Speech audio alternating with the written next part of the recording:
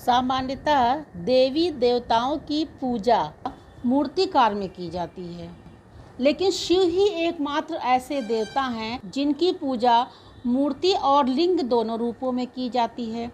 इस संदर्भ में शिव पुराण में एक उल्लेख मिलता है कि एक बार ऋषियों ने सूत जी से जब यही प्रश्न किया तो उन्होंने बताया कि स्वयं भगवान शिव ने इस प्रश्न का निदान किया है।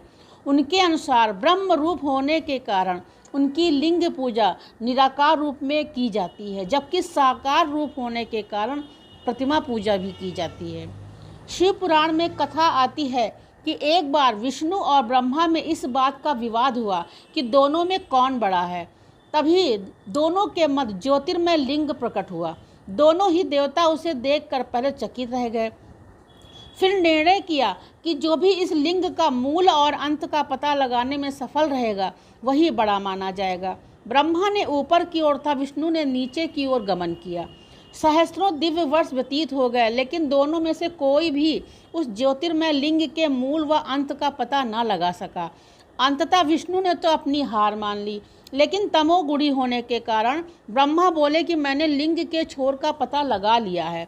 साक्षी के रूप में केतकी से भी कहलवा लिया। ठीक उसी समय आकाशवाणी हुई, ब्रह्मा और केतकी तुम असत्यवादी हो। आकाशवाणी सुनकर ब्रह्मा लज्जित हो गए।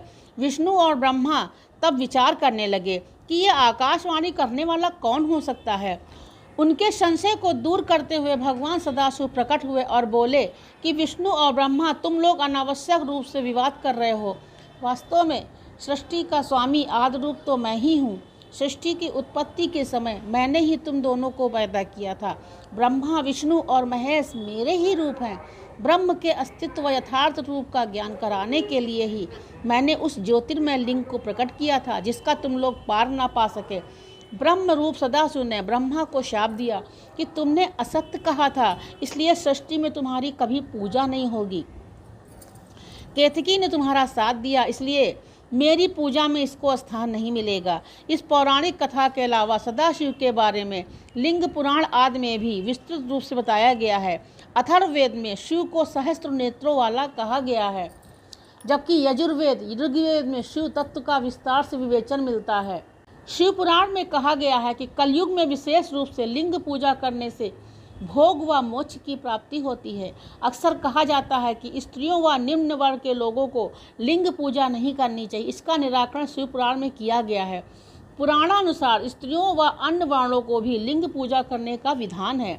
स्वयं भगवान शिव ने कहा है कि द्विजों के लिए वैदिक पद्धति से शिवलिंग का पूजन करना श्रेष्ठ है, जबकि अन्य लोगों के लिए वैदिक पद्धति से लिंग पूजा की सहमत नहीं है।